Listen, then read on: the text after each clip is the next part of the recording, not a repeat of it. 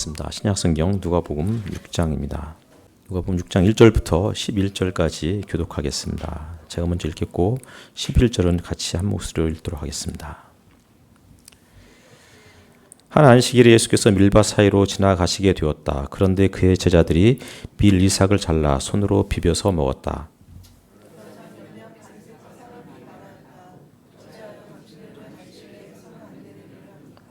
예수께서 그들에게 대답하셨다. 다윗과 그 일행이 휴렸을 때 다윗이 한 일을 너희는 읽어보지 못하였느냐?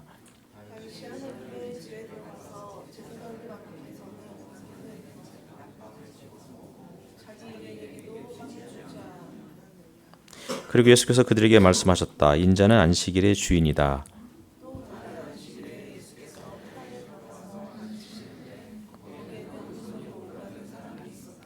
율법학자들과 바리새파 사람들은 예수를 고발할 구실을 찾으려고 예수가 안식일에 병을 고치시는지 엿보고 있었다.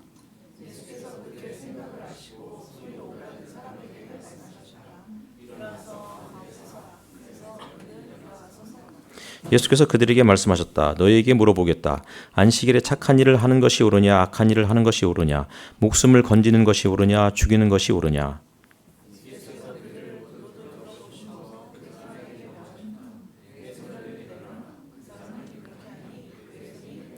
같이 읽겠습니다. 그들은 화가 잔뜩 나서 예수를 어떻게 할까 하고 서로 의논하였다. 한 주간 어떻게 평안하셨습니까?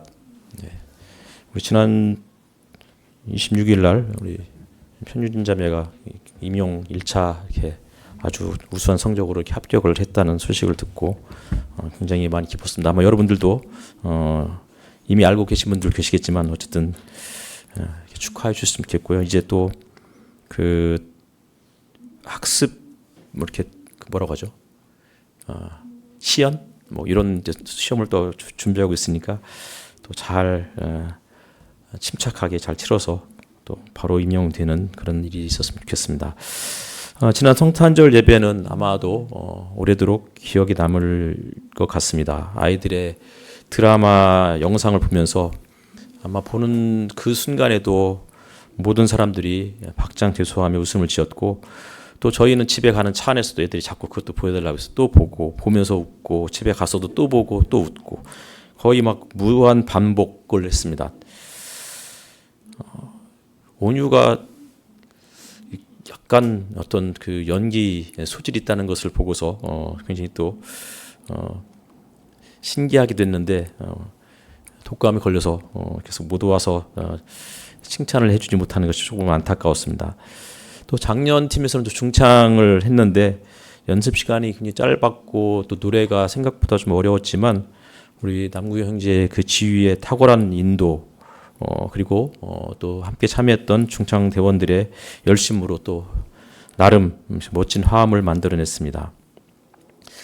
성탄절 다음 날 몇몇 형제 자매들이 함께 정림원을 또 방문했었습니다. 정림원에서 살아가고 있는 이제 갓 만 4살 된 유리미를 만나서 성탄 선물을 전달하기 위해서였습니다. 유리미는 뇌병변 3급 판정을 받은 그런 아이이고 그 부모가 이 아이를 돌볼 수가 없는 그런 상황이어서 어린 그 몇 살 때부터인지 정확히 기억이 나지 않지만 그 아이는 아마도 부모보다는 정림원에서 함께 지내는 그 선생님들 그리고 친구들이 그의 친부모이고 형제 자매와 같을 것입니다. 아마 그 사회복지 선생님 얘기를 들어보니까 이 아이가 향후 지적 장애 판정도 받게 될 것 같다는 그런 이야기를 들었는데 막상 가서 얼굴을 보고 선물을 전달하는 동안 그 아이의 모습을 보니까 너무 밝고 말도 되게 잘하고 또 심지어는 노래까지 막 우리 앞에서 이렇게 불러주는 예배합니다. 그런 노래를 아마 불렀던 것 같아요. 굉장히 밝고 씩씩한 모습을 보면서 이 아이에게 또 우리 교회가 정말 작은 비빌 언덕이 되어주면 좋겠다 이런 생각을 하게 되었습니다. 어제는 이제 아침에 교회를 왔는데 우리 이일현 형제님 네 분 그리고 이제 제가 이렇게 교회 청소도 할 겸 왔는데 수도가 얼었어요. 그래 물이 나오지 않아 가지고 야 이거 큰일이다 싶어서 오늘 예배를 어떻게 해야 할까 수도가 나오지 않으면 밥도 문제고 화장실도 큰 문제라서 그냥 온라인으로 예배를 진행해야 될 수도 있겠다, 이런 마음을 먹고 오후에 이렇게 돌아갔습니다. 그리고는 이제 집에 가 있는 동안 내내 또 마음이 불편해서 저녁에 이제 교회를 왔는데, 우리 이 형제님 네 분이 이미 교회에 오셨고 이미 수돗물이 나오는 것을 확인하셔서 청소를 마무리하고 이렇게 돌아가셨습니다.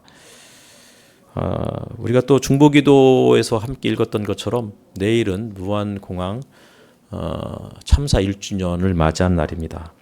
179명의 희생자를 낳은 대형 참사였습니다. 하지만 12.3 계엄, 그 다음에 탄핵, 그리고 그 이후에 있었던 대선, 이런 어떤 큰 정치적 이슈 때문에 그들이 잊혀졌습니다. 그들의 목소리가 들리지 않았고, 그래서 조용한 유가족으로 사람들이 이렇게 부를 정도였다고 합니다. 이 기사를 한번 찾아보다가 오늘 KBS 광주 총국에서 12월 29일 12.29 무안공항 제주항공 여객기 참사 특집 다큐멘터리 무안공항 제주공항 참사 그 후 1년 남은 자들의 나라가 오늘 방영이 된다고 합니다. 희생자들과 유가족들에게 애도의 마음을 전하고 싶습니다. 우리의 일상은 이토록 성탄의 기쁨, 그리고 때로는 예상치 못했던 얼어붙은 수도관, 그리고 무안 공항 참사 1주년, 그러면서 또 그 와중에도 하나씩 우리에게 또 전해지는 감사한 소식, 이런 것들이 함께 복합적으로 얽혀 있습니다. 다시 말하면 기쁨과 슬픔, 때로는 감사와 아픔, 고통, 이런 것들 사이에서 우리의 삶이 오가는 것은 아닐까. 우리가 오늘 함께 읽었던 이 성경 말씀도 이런 현실 한복판에 있습니다. 오늘 본문을 우리가 이해하려면 또 이제 바로 앞장을 또 우리가 또 상기하는 것이 좀 중요하겠다 싶습니다.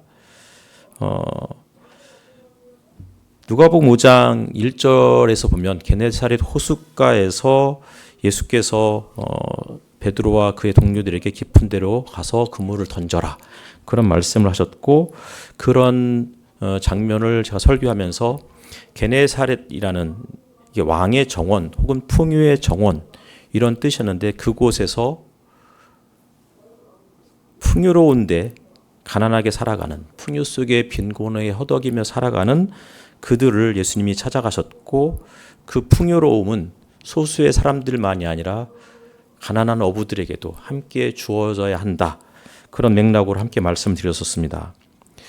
미국의 목회자이자 또 저술가인 체드 마이어스라는 사람이 있습니다.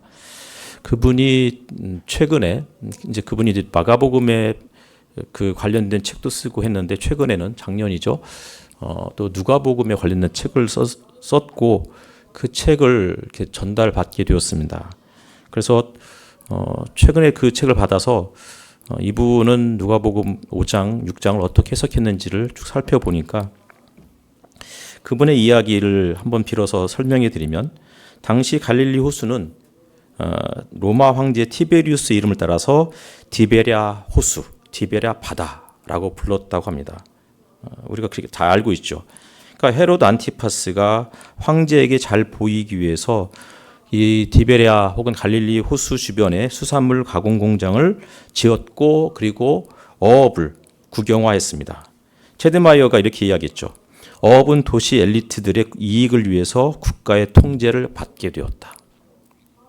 그러니까 당시 어부들은 막대한 세금과 어업 허가권 그 비용 때문에 아무리 물고기를 많이 잡아도 계속 세금으로 대부분을 다 내어주게 되고, 그래서 늘 가난했다고 합니다. 잡은 물고기는 그들의 식탁에 오르는 것이 아니라 고급 생선 소스로 가공되고 로마 귀족들에게 수출되었습니다. 이것이 바로 풍요 속의 빈곤입니다. 호수에는 물고기가 넘쳐나지만 정작 그물을 던지는 어부들은 굶주리는 그런 삶의 모순, 이것이 예수님이 찾아간 현장이었습니다. 누가는 그래서 이 호수를 게네사렛이라고 말하고 있는 것이죠. 그러니까 풍요의 정원, 왕의 정원. 그런데 그 속에서 살아가는 어부들은 정작 가난했습니다. 밤새 그물을 던졌고 한 달 내내 일을 해도 배고픔을 면치 못하고 내일 먹을 양식을 걱정해야 하는 사람들. 그것이 그 땅에서 살아가는 사람들의 이야기였고 그것이 오늘 우리들의 삶의 현장에서 또 벌어지고 있는 일일지도 모르겠습니다. 개인의 능력이 부족해서가 아니라 그들이 게을렀기 때문이 아니라 나름 성실하게 일을 해도 늘 가난할 수밖에 없는 그런 구조적인 병폐들, 그런 현장에 예수님이 찾아가신 것이었습니다. 베드로에게 예수님이 사람을 낚는 어부가 되게 하겠다. 이 말씀은 단순히 영혼 구원을 의미하는 것은 아닙니다. 구약의 예언자들이 선포했던 가난한 사람들을 수탈하는 저 거대한 제국의 구조, 사람을 상품 취급하는 큰 물고기들을 심판하고 하나님 나라의 공의를 다시 세우자는 혁명적인 초청이었습니다. 제자들은 그 배와 그물을 버려두고 이 새로운 하나님 나라의 운동에 뛰어든 것이었습니다. 이렇게 모든 것을 버리고 예수님을 따랐던 제자들이 오늘 6장에 등장하게 되죠. 그런데 그들의 모습은 어떠했는지 우리가 살펴보면 그들은 화려한 영웅이 아니었습니다. 1절을 보니까 안식일에 예수께서 밀밭 사이로 지나가실 때 제자들이 이삭을 잘라 손으로 비비어 먹었다. 5장의 호숫가가 풍요 속의 빈곤이었다면 6장의 밀밭 역시도 마찬가지죠. 눈앞에는 누렇게 익은 황금 이삭이 출렁이고 있습니다. 풍요로운 수확의 계절이었습니다. 그런데 제자들은 배가 고픈 상황입니다. 로마의 경제 시스템을 떠나서 예수님을 따랐지만 여전히 그들의 위장은 비어 있었습니다. 이것이 제자들이 마주한, 그리고 오늘 우리들이 마주하는 냉혹한 현실입니다. 제자들은 밀밭 사이를 지나가면서 허기를 달래기 위해서 생밀을 손으로 비벼서 먹었습니다. 그런데 그 순간 날카로운 감시의 눈길이 꽂히죠. 어찌하여 당신들은 안식일에 해서는 안 되는 일을 하느냐.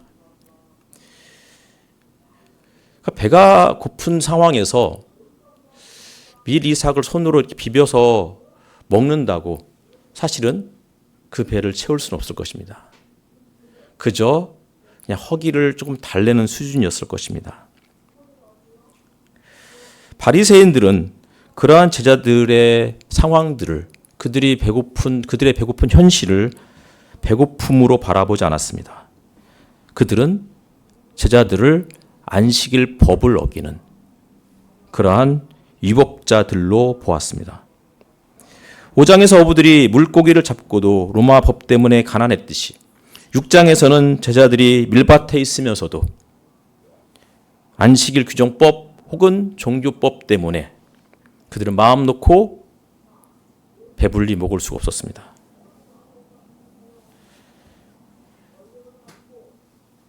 세상은 늘 이런 식이죠. 그러니까 법대로 해라, 규정대로 해라. 혹은 교회에서는 힘들어도 믿음으로 헌신하고 헌금해라. 10의 1조뿐만 아니라 될 것을 바라보고 10의 2조, 10의 3조를 내봐라. 그러면 하나님께서 되를 누르고 흔들어서 넘치도록 후하게 너희 품에 안겨주실 것이다. 이런 설교를, 이런 성경 공부를 참 많이 했던 것 같아요. 이것이 약속이라고. 이 약속을 믿고 헌신하고 헌금하고 하나님께 드리면 하나님께서 반드시 몇 배로 채워주실 것이다. 30배, 60배, 100배.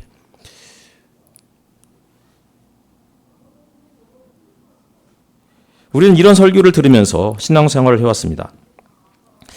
근데 이런 설교가 실은 하나님 나라의 경제가 아니라 세상의 방식이었습니다. 누가복음 6장 38절에 이 구절이 나오죠. 되를 누르고 흔들어서 넘치도록 후하게 되어서 너희 품에 안겨주실 것이다. 근데 이 구절을, 그러니까 요 구절만 딱 떼어서 강조한다는 거예요.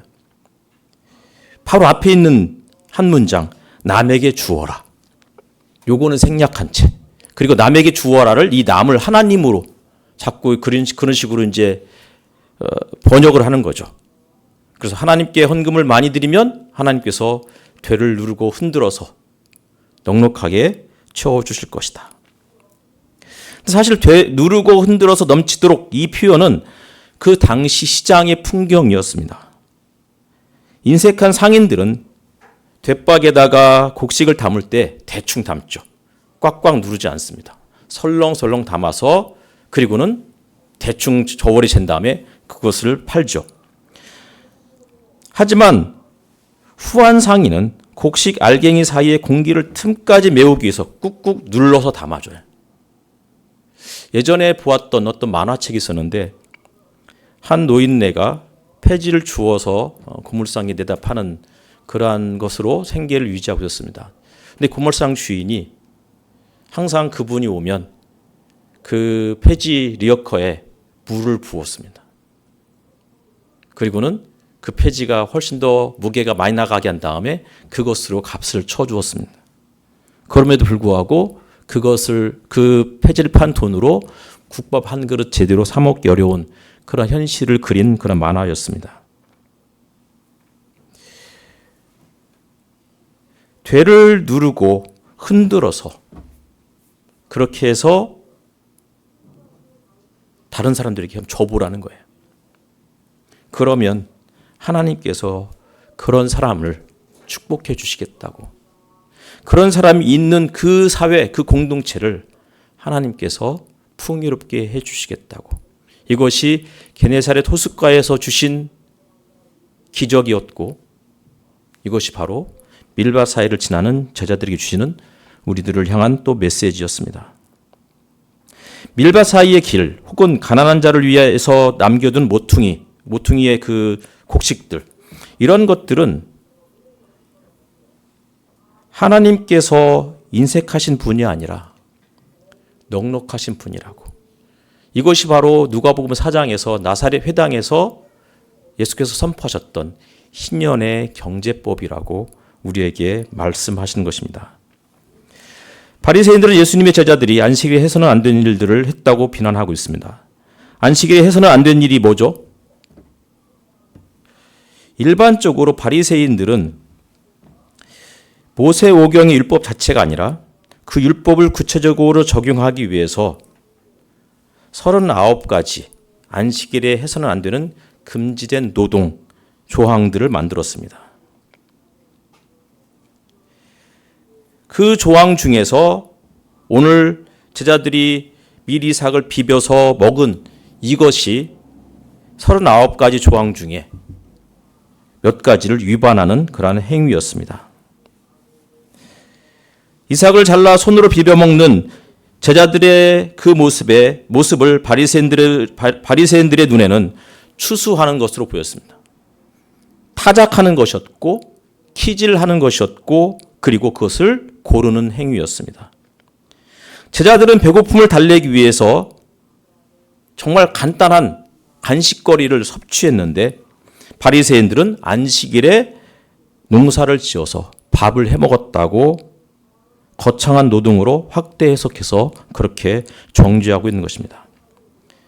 안식일에 금지된 39가지 노동은 크게 4가지 범주로 나눌 수 있는데 첫 번째는 빵을 만드는 과정입니다. 여기에는 씨 뿌리기, 밭 깔기, 추수하기, 그리고 그 곡식단을 묶기, 타작하기, 키질하기, 고르기, 그리고 재분, 가는 거죠.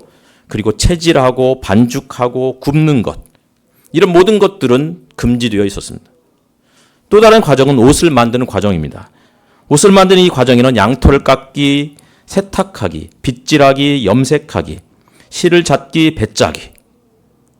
세 번째 금지 조항은 가죽을 만들고 책을 만드는 그런 과정이었습니다.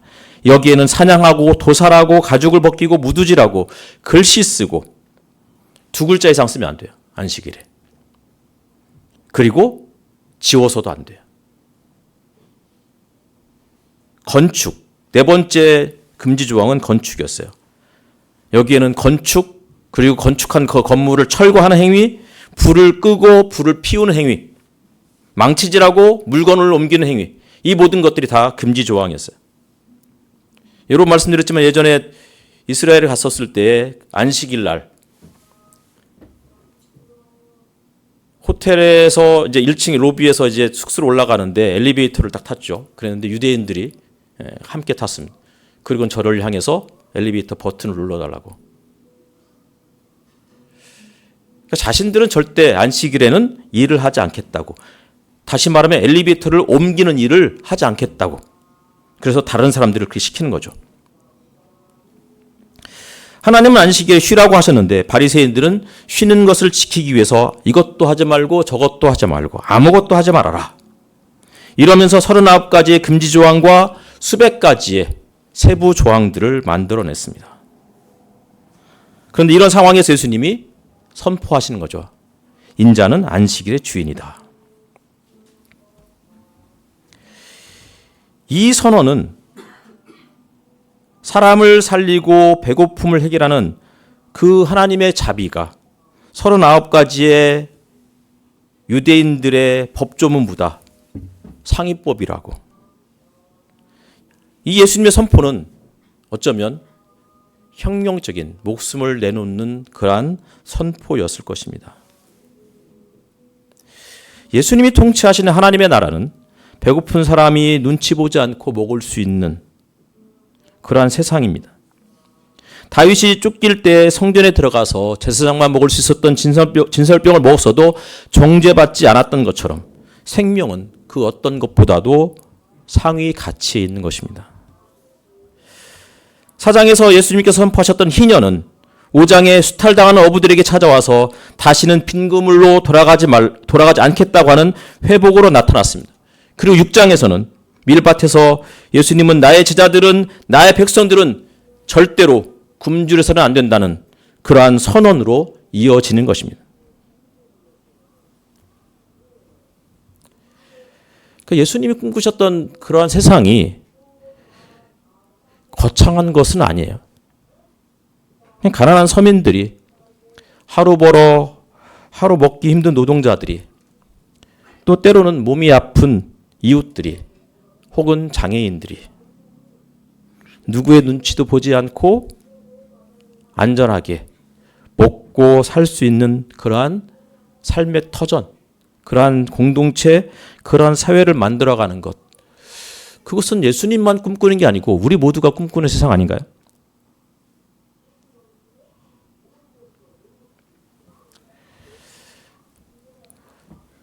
정임원의 그 유리미 얘기도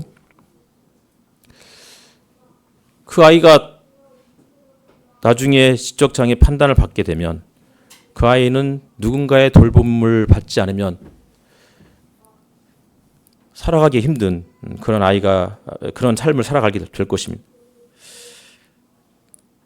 하나님은 우리가 죄를 지었기 때문에 장애인이 태어나게 하신 것이 아니라 하나님은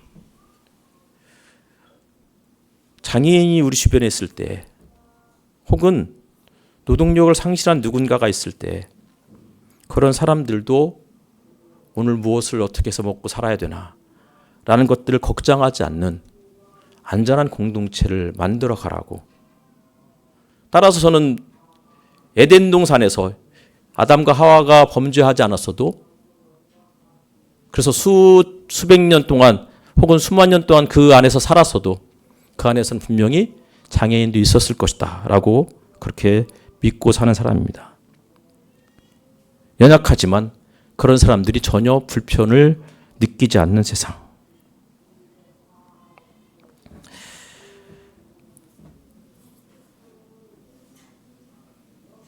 유리미가 나중에 좀 더 컸을 때 그래서 사회로 나가야 될 때 그 아이가 눈치 보지 않고 웃을 수 있는 그러한 사회가 되었으면 좋겠고 적어도 우리 교회가 그 아이를 지지해주는 힘들었을 때 언제든 찾아올 수 있는 그러한 작은 공동체가 되었으면 좋겠습니다. 눈치 보지 않고 해맑게 웃을 수 있는 그러한 안전한 밀밭이 꿈 있는 교회가 되었으면 좋겠습니다. 누군가가 엿보고 눈치 주고 하는 게 아니라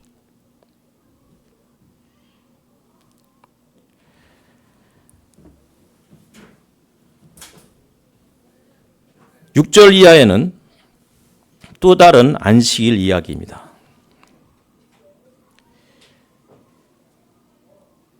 회당에서 안식일에 한편 오른손이 오그라든 사람이 있었습니다.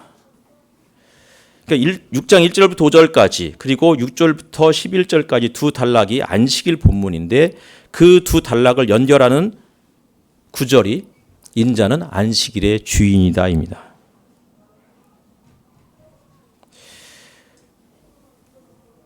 (6장 6절부터 11절까지) 이 본문은 마태복음과 마가복음에도 나와요. 근데 마태복음과 마가복음은 안식일에 회당에서 한쪽 손, 한편 손 마른 사람이라고 그렇게 되어 있어요. 한쪽 손이 오그라든 사람. 근데 누가복음은 아주 구체적으로 오른손이 오그라든 사람 이렇게 이야기를 하고 있어요. 왜 그랬을까요? 왜 마태, 마가와 달리 누가는 오른손이라고 콕 집어서 구체적으로 명시하고 있을까요? 왜 하필이면 오른손이었을까요? 당시 사회에서 오른손이 갖는 의미를 생각할 때 이 부분은 앞서 다뤘던 밀반 이야기, 이것과 아주 강력하게 연결되는 그러한 내용입니다. 고대 사회에서는 왼손잡이는 매우 드물었습니다. 설령 왼손잡이로 태어났다 할지라도 왼손을 쓰는 것은 부정한 일이었기 때문에 최대한 교정을 하려고 노력했습니다. 노동자에게 오른손이 오그라들었다는 것은 노동력의 완전한 상실을 뜻합니다. 단순히 불편한 것이 아니라 생계 수단이 끊겨서 가족을 부양할 수 없는 경제적 사망 선고를 받은 그러한 상태입니다. 또 하나는 오른손이라고 하면 종교적 이유도 있었을 것입니다. 유대 종교에서 혹은 고대 근동 문화에서 오른쪽과 왼쪽은 엄격하게 구분되었습니다. 오른손은 밥을 먹고 악수를 하고 누군가를 축복을 하고 제물을 드리는 깨끗한 손이었습니다. 반면에 왼손은 용변을 처리하고 굳은 일에 쓰는 부정한 손이었습니다. 따라서 오른손이 오그라들었다는 것은 남들과 식사할 수 없다는 뜻이고 남들과 악수할 수 없다는 것이고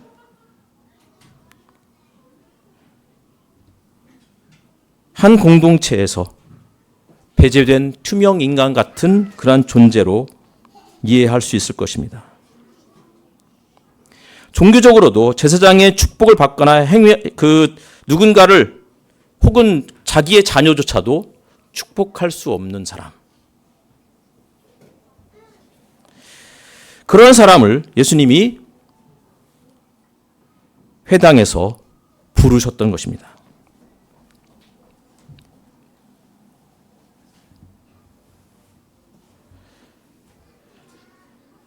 오른손은 자존심이에요. 남들에게 악수를 청할 수도 없고 떳떳하게 밥을 집어먹을 수도 없고 회당에 있었지만 사람들과 섞이지도 못하고 그저 구석에 숨어서 그저 구석에서 자기의 그 손을 숨긴 채 지내야 하는 안쓰러운 사람이었습니다. 예수님은 그런 사람에게 손을 내밀라고 말씀하셨습니다. 감추고 싶었던 그 부끄러운 오른손, 노동할 수 없는 무능력한 손을 세상 한복판에 펴게 하시는 것입니다. 그리고 그 손을 회복해 주심으로 그에게 다시 일할 능력, 그에게 다시 악수를 청할 능력, 누군가를 축복할 능력을 회복시켜 주신 것이었습니다. 6장 8절 한번 같이 읽어볼까요?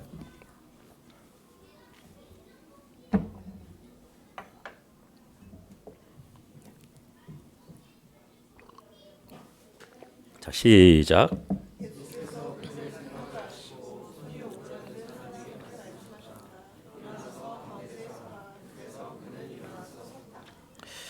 이 구조는 마태, 마가에도 비슷하게 나오죠. 하지만 누가복음은 이 장면을 훨씬 더 생생하게, 생동감 있게 묘사하고 있습니다.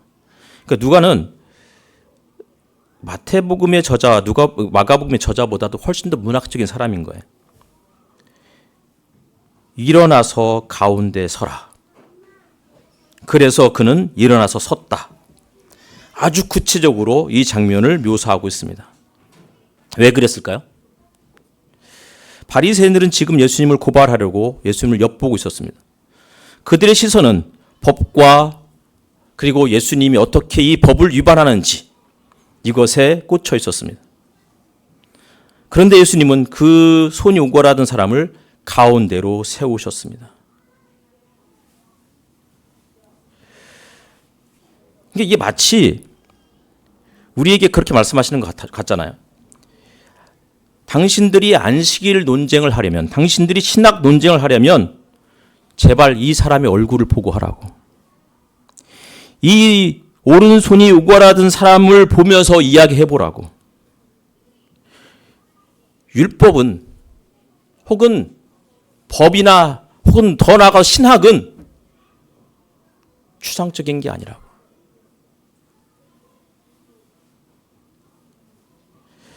오른손이 오골하던 이 사람은 노동력을 상실하고 사회적으로 종교적으로 위축되었을 것입니다.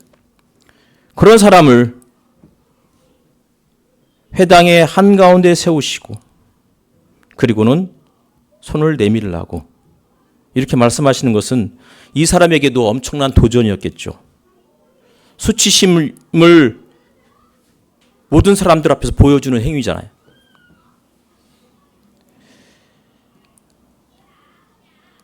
적어도 이 사람은 쫓겨난 사람이었어요. 그런데 쫓겨난 그 사람을 회당의 한가운데 세우셨고 그리고는 세상의 법이 아니라 시장의 경제가 아니라 희년의 경제, 안식일의 경제로 그분을 초청하는 것이었습니다. 그래서 누가가 그래서 그는 일어나서 섰다라고 기록하고 있는 거예요. 용기를 보여주었다는 것입니다. 살벌한 긴장감이 감돌고 있는 상황에서 매 눈으로 바라보는 바리새인들, 종교 지도자들의 그 눈초리 앞에서 그는 일어났습니다. 그리고는 감추고 싶었던 자신의 치부를 드러냈습니다. 하지만 그러한 그를 예수님은 따뜻하게 맞이해 주셨고 그를 온전히 회복하여 주셨습니다.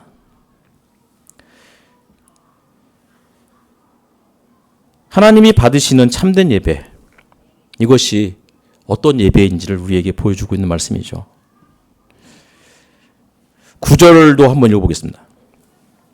자, 시작.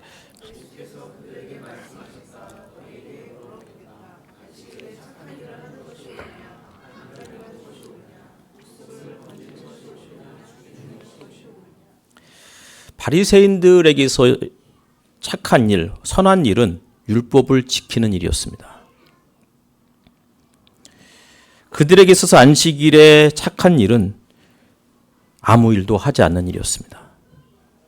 하지만 예수님에게 있어서 착한 일은 생명을 살리는 일이었습니다.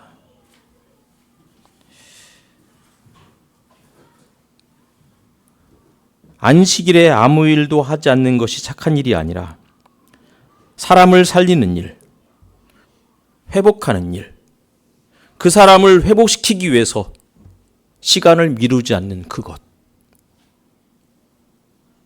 하루 이틀 손의 장애 때문에 힘들어한 삶이 아닌데 하루 정도 늦춰서 그를 고쳐주셔도 되는데 왜 굳이 지금 이 자리에서 그를 고쳐야만 하느냐라는 바리새인들의 무언의 질문 속에 예수님은 율법은 혹은 안식일은 지금 이 자리에서 그를 끌어안는 것이라고. 오늘 할 일을 내일로 미루지 않는 것이라고. 그것이 사랑이라고. 따라서 바울은 율법의 완성은 사랑이라고 이렇게 선언하고 있는 것이죠. 율법주의는 다음에 혹은 절차를 갖춰서 이렇게 이야기하지만 성경에서의 사랑은 지금 여기에서 이렇게 이야기하고 있는 것입니다. 마무리하겠습니다. 지난주에도 빅토르 유고의 레미제라블 이야기를 잠깐 말씀드렸습니다. 오늘 본문을 가지고 설교를 준비하다가 어쩌면 빅토르 유고가 복음서의 예수님과 바리새인들의 이야기를 보고 레미제라블을 쓰지 않았을까 이렇게 생각을 해보게 되었습니다.